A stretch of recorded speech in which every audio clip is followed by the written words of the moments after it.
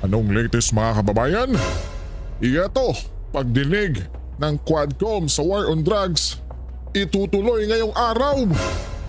Matatandaan kasi natin mga kabayan, di ba, na sinabi ni Quadcom Chair Ace Barbers nitong Martes na inurong sa susunod na linggo ang pagdinig dahil sa dami anya ng testimonya na kailangan nilang i-review mga kabayan.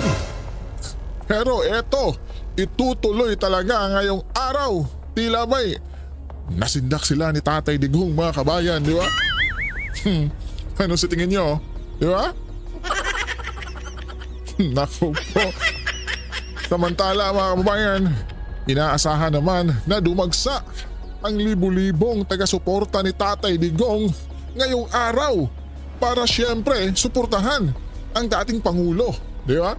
Eto, tingnan natin kung gaano na ba karami ang nandyan para sumuporta. Okay, eto po mga kababayan, no? Courtesy ni Pans TV Official. Huwag niyong kalimutang mag-subscribe mga kababayan. Solid DDS supporter yan kabayan. At eto, tingnan natin kung gaano na ba karami ang nandyan para suportahan si Tatay Digong kabayan. Hoy! Pangit! Ang mga pangit!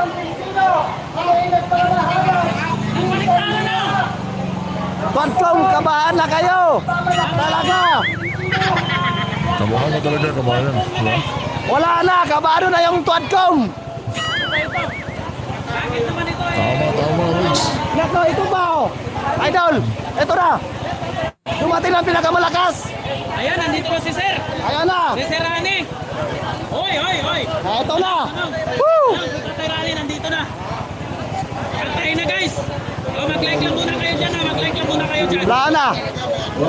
Parang finish na ata! Oh, yun. Oh, hello! La! Kala ko ba mahirap lang yung mga supporter ni Bibi? Ito na! Hindi pala yung hindi. Oh! Mga mahirap lang kasi tingnan mo, nandito na lang yung mga supporter mo. Mahal, Oh, ano na? pamamagitan at may hirap na napakagulong lugar noong araw. Dito sa lugar mismo natin ito, Ma'am Len, dito umaga. ay may madilim na nakaraan. Oh! At damang-dama natin yung panahon na hindi pa si Presidente Duterte saring-saring krimen, saring-saring pangyayari na dulot, lahat ng krimen dito dulot sa illegal na droga.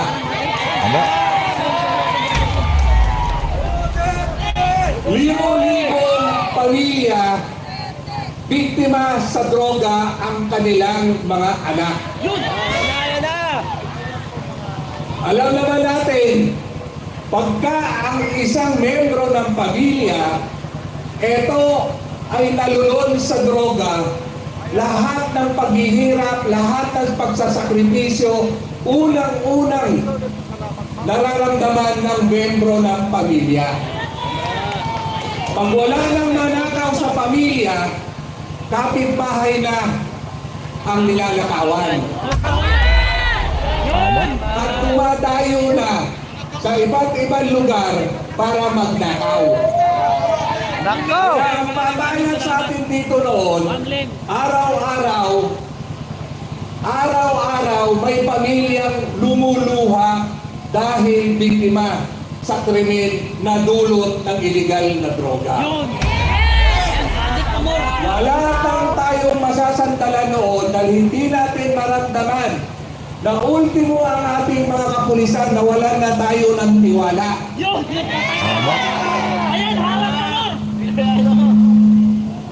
Dahil karamihan sa mga illegal na droga, pusir, ay sila na, ay mga asset na nila.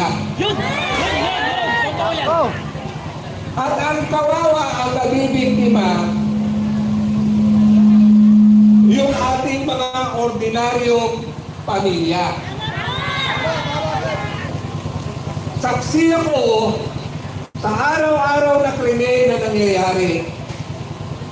Ilang nanay, ilang magulang, ilang ate, ilang kuya ang umiiyak bilang kapitan ako ng Barangay Batasan Hills noon. Pinakamupulo ang Distrito 2, Payatas, Holy Spirit, Silangan Commonwealth Sentro ng Krimen. Ito pa mga kabayan. Tingnan natin kung gaano kadami Tingnan natin Ayun, mga kabayan. Likod ko, tingnan niyo likod ko. Hila, nagsisimula na talagang magtitipon-tipon mga kabayan, no? Yung mga suporta ni Tatay Digong, di ba? Kaya sa malapit dyan mga kabayan, punta na kayo doon ba? Punta na kayo doon mga kabayan.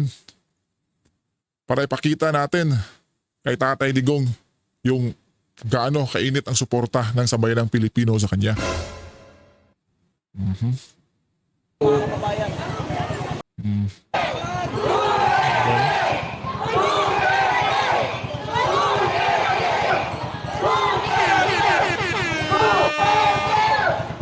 At kagaya rin mo ang sinabi ni Konsehal Rani, tayong mga taga Quezon City may disiplina.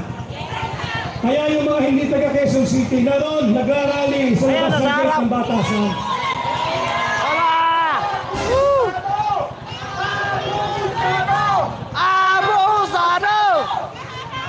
Magkagano ka man, hindi naman po din iyakin ang mga taga Quezon City, kaya kung ano yung ibigay na pahintulot at espasyo, tumatalima tayo. Tama. At sususugan ko lang din yung sinabi ni Konsehal Rani. Alam mo ninyo, tanggalin natin yung pagiging ipokrito. Lahat po tayo dito, lahat ng Pilipino ay may sariling war on drugs. Teka lang mga kababayan si Attorney Vic pala yung nagsasalita mga kabayan Pumunta pa mismo si Attorney Vic mga kabayan. Naku po. At ang sariling personal na war on drugs natin ay ginagawa natin araw-araw sa ating pamilya. Ang mga magulang na naririto katulad ko, binabantayan natin ang ating mga anak, ang kanilang behavior, ang kanilang pag-uugali. Tinitingnan natin kung may pagbabago dahil ayaw natin silang mabarkada sa mga adik. Tayong lahat ng naririto, pag kumukuha tayo ng kasambahay, o kung tayo nag-a-apply ng trabaho, hindi ba tayo ay subject din sa war on drugs? Sa paanong pamamaraan? Yung mga nag-a-apply ng trabaho ay hinihingian ng drug test. Tama po yun. Tama. War on drugs po yun. Bakit? Ayaw ng mga empleyado na makapasok sa isang empleyo na ang namumuno ay isang drug addict. Tama! Ayaw din ng isang business owner na ang kanyang mga empleyado ay sangkot sa ipinagbabawal na droga. Hindi po ba personal war on drugs may tatawag dyan? Yung mga naghahanap ng kasambahay, hindi po tayo papayag na kumuha ng kasambahay na adik. Hindi mo ba't war on drugs din yan? Sapagkat sinisiguro natin na walang papasok sa ating tahanan, walang makakasalimuha ang ating pamilya at mga anak na adik. Bakit naman ang Pangulo na ang trabaho talaga'y labanan ng droga ngayon ay pinatatawag at iimbestigahan ng Quadcom sa Kongreso? Hindi may iwasan, patawarin mo ko Tatay Rani, bagamat mahigpit ang ating tagubilin na walang political statement, para lang po lalo ninyong maintindihan. Bakit si Tatay Digong ang iniimbestigahan? Samantalang sunod-sunod na baha na kumitil sa mga buhay ng mga inosente pati na bata. Yun ang dapat imbestigahan, hindi si Tatay Digong. Tama. Tama, Attorney Vic. Binabanggit natin usapang totoo lang. Yung real talk kung tawagin. Kaya ito ating ginagawang pagpapakita ng suporta kay Pangulong Duterte. Taos po sa puso niya ang kanyang pasasalamat. Subalit hindi. Palike and share po mga kababayan. Ito, Ito mga na yung mga kababayan, medyang bayaran. Makikita natin na yung mga taga-suporta ni Tatay Digong ay andyan na. Yung mga Labasan mo mga kabayan, medyang bayaran. handang-handa na po. Nasa kabila.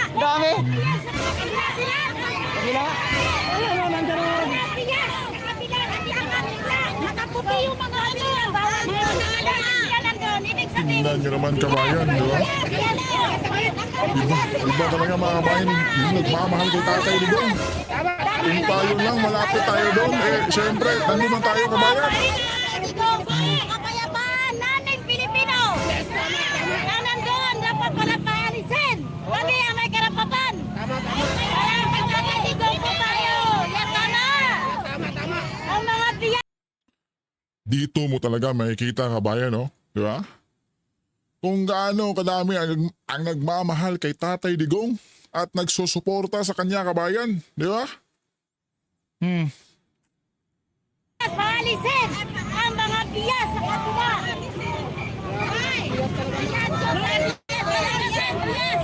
Dapat naging tama. Samantala naman kabayan, DOJ, inatasan na raw ng Bureau of Immigration. Samantala mga kabayan, DOJ inataasan na ang Bureau of Immigration na pauwiin na kaagad itong si Garma. Naku po, eto pakinggan natin. Inatasan na ng Department of Justice ang Bureau of Immigration na agad na ayusin at pabalikin dito sa ating bansa si retired Police Colonel Ruina Garma mula sa Amerika. Ayon kay Justice Secretary Jesus Crispin Remulla na kanyang nakausap na itong si Immigration Commissioner Joel Biado para naman sa pangangasiwa doon sa nasabing pagpapabalik kay Garma. Umaasa si Remulla na magiging mahigpit na ang kooperasyon itong si Garma sa mga isasagawa nilang imbestigasyon. Magugunitang nitong 7 ng Nobyembre ay naaharang itong si Garma kasama ang kanyang anak na si Angelica dyan sa San Francisco, California sa Estados Unidos. Nakalaya naman itong si Garma matapos na bawiin ng Quad Committee ang kanyang contempt order. Kaya naman ito ay nagkaroon naman ng pagkakataon na makalabas ng ating bansa. Samantala, walang impormasyon daw ang House Quad Committee kung paano nakalabas ng Pilipinas itong si dating Philippine Charity Sweepstakes General Manager Ruina Garma at ito ang naging pahayag nga ng overall chairperson ng naturang lupo na si Congressman Robert Ace Barbers. Kasunod yan ang impormasyon na nagtungo nga sa Amerika Walang itong si ideya Garma. daw po mga Sinabi kabayan, ni no? Barbers na nakalabas ng kanilang kustudiya dyan sa Kamara si Garma pati na ito si dating National Police Commission Chief Edelberto Leonardo noong 31 ng Oktubre ng taong kasalukuyan. Maalala na nadetine itong si Garma sa Kamara matapos na patawan ng contempt dahil naman sa umano'y pagsisinungaling. Pero ayon kay Barbers, pinayuhan nila ang mga resource person kagaya ni Garma na kapag kailangan ng Quad Committee ay muli silang pahaharapin. Matatanda na si Garma ang siyang nagsiwalat ng reward system sa gera kontra droga ng nakalipas na Duterte administration. At ito, Attorney Harry Roque, binalatan ang Duadcom mga kabayan. Quadcom pala. Sa kabila ng paurong sulong na tila ba'y naduduwag na ito. Naku po. Ito, pakinggan natin si Attorney Harry Roque, kabayan. Pansin nyo ha, kompleto pa visual sa mga congressmen. Naniniwala ba kayo na kayong silang gumawa ng mga visuals? Kapatid daw kasi ng PR ni Tambaluslos ay may isang malaking law office at yan ang tagagawa ng mga tanong. Kaya ang mga congressman, gaya rin ni Ontiveros, merong portable brains. Pero yun nga lang, first reading sila palagi. Si Ontiveros at least nabasa na yung script ahead of time. So meron na siyang, kumbaga, nag-e-emote na siya. Pero pansinin ninyo, pag nagtatanong, nandun pa rin siya sa script. Kasi nga, hindi naman sila nag-iisip yung mga tanong na yan dahil medyo legal ang pinag-uusapan. So ganyan din po dyan sa TWAD Committee, no? At ako, pinaaresto nila nung minsan at ngayon pinapaaresto. Kaya lang nilang paarestuhin ang gaya ko. Na alam nila na kapag pinaaresto nila ako, wala namang magpi-people power. Pero subukan nila ngayon ipakontempt. Naku, yung isang congressman dyan, ha? Gusto niya dapat i-show cause daw si Presidente. At kapag taas ang show cause, syempre contempt na yun. Subukan nyo ipakontempt. Baka dyan na matapos ang administrasyon ni Marcos pag pinakulong nyo ang dating Presidente Rodrigo Roa Duterte. Tama. At siguro naman, may enough political sense kayo na wag gagawin yon dahil alam ninyo, baka mag-people power na naman, no? Pero ako, sige, pa-arresto nyo para matuloy na nga siguro yung people power na yan. Dahil kailangan matapos na yan, no? Mantakin nyo. ang dami-daming bagyong dumarating. Tuloy pa rin ang TWAD committee hearings. Ano bang mabuting nagagawa niyan doon sa mga biktima ng bagyo? Mantakin nyo, isang buwan, 3-4 na bagyo na napakalalakas. Tuloy-tuloy pa rin ang TWAD committee pag-aaksaya ng pera ng bayan. Tama, Alam niyo mo, tama, hindi maliit na attorney. perang nagagastos dyan. Ha? Unang-una, ang lalaki na mga sweldo ng mga mokong na yan na wala namang ginagawang batas. O pangalawa, syempre maraming gastos yan. Yung pagkain, yung media, o ano ba yan, no? Samantalang sana lahat yung ginagastos nila dyan sa kada TWAD committee hearing nila, binigay na lang nila sa mga biktima ng bagyo. Dinamahal pa sila ng tao. At syempre, alam naman natin na kapag sila nagpa-power tripping, nakikita ng taong bayan, hindi naman sila napamamahal dyan. Lalong nabubusit ang tao sa kanila dahil alam nila na mapang-api at talaga mapang-abuso sa kapangyarihan itong mga congressmen nito. Pero ano niyan, itaga niyo yan sa bato. Karamihan ng mga tatakbo dyan sa miyembro ng TWAD committee matatalo. Yang Luistro, walang panalo yan. Naku Wala na po. yan. Yang Fernandez, walang panalo yan. Baka number 3 yan sa pagiging gobernador dyan sa Laguna. Okay? Hindi ko lang alam Abante kasi yung kalaban niya, yung Abante naman niya, walang laban niya kapag tumakbo yung Sandy Ocampo na naging kaklasiko sa Kongreso dahil siya talaga ang nananalo dyan sa distrito ng Santa Ana. Bago si Sandy Ocampo, yung nanay niya. Yung tatay pala niya. Kaya lang balita ko, medyo nadidepress si Congresswoman Sandy Ocampo kasi namatay nga yung tatay niya kaya hinahayaan niyang tumakbo yan si Abante. Pero nung nandyan si Sandy Ocampo, talunan yan si Abante, no? Well, sige. Ibigay na natin yung sa Antipolo na talaga namang mananalo siya kasi sila ay kaalyado ng Puno at saka ng mga Inyares, no? So anyway, sige, mananalo naman yung taga Antipolo, no? Pero Barbers, may tulog yan. Although hindi siya tatakbo, yung misis niya, may tulog yan. Dahil talaga namang matindi ang laban ng Matugas at saka ng Barbers. Mantakin mong ikaw ay maging anti-Duterte sa Mindanao. Sinong susuporta sa'yo? Isang punta lang dyan ng mga Duterte sa probinsya ni Barber para sabihin, huwag niyong iboboto ang taksil sa mga taga Mindanao. Talo na yan. So, enjoy your remaining term while you can. Dahil sa ginawa niyo sa TWAD Committee, mukhang malapit na ang pagtatapos ng inyong mga karera dyan sa Kongreso at sa larangan ng politika. Sabi sa inyo lahat ng bagay subject to karma. Akala nyo, magagaling kayo ngayon dahil kayo ay nakakakontem pag nasa loob ng Congress, subukan nila magganyan-ganyan sa labas. Ba't hindi sila nagaganyan-ganyan ng asta sa labas ng Kongreso? Kaya lang naman sila nagaganyan-ganyan kasi alam nila may sergeant at arms sila na po pwede magpa-aresto ng mga taong naroon mismo sa Kongreso. Ilabas mo yan sa Kongreso, wala yan. Hindi yan po pwede maglaban. Hindi yan po pwede magyabang. Ay nako, totoo po yan. So anyway, ano ngayon? Kung ano-anong paghahamon ninyo kay FPRRD. O ayan, napeste sa inyo yung matanda. Napeste. Naalala nyo, sinabi ni FPRD, sipain ko kaya yung mga TWAD committee na yan. Tapos sabi niya, sino yan, Luistro na yan? Di ko kakilala. Totoo naman, kasi Luistro first termer lang yan. Mayor yung asawa niya ng isang maliit na taon sa Batangas. Pero hindi naman kakilala yan, no? Hindi para maging kakilala ni Presidente Rodrigo Roa Duterte, no? Hay nako, at syempre alam naman natin, Barbers yan, no? Talaga nung panahon ni Duterte, siya ay for war against drug. Tapos ngayon, ibang tono, no? Syempre. Alam mo na yan, medyo naiintindihan ko naman yan kasi kapag ikaw ay hindi sumunod dun sa namumuno sa Kongreso, ay ikaw ay walang Trabaho. biyernes, walang kadatungan ang iyong Datong distrito. pala mga kabayan. At kapag walang kadatungan ang iyong distrito, walang SOP. So, SOP talks. Kaya kinakailangan sambahin ang tambaluslos sa mababang kapulungan. Pero anong balita?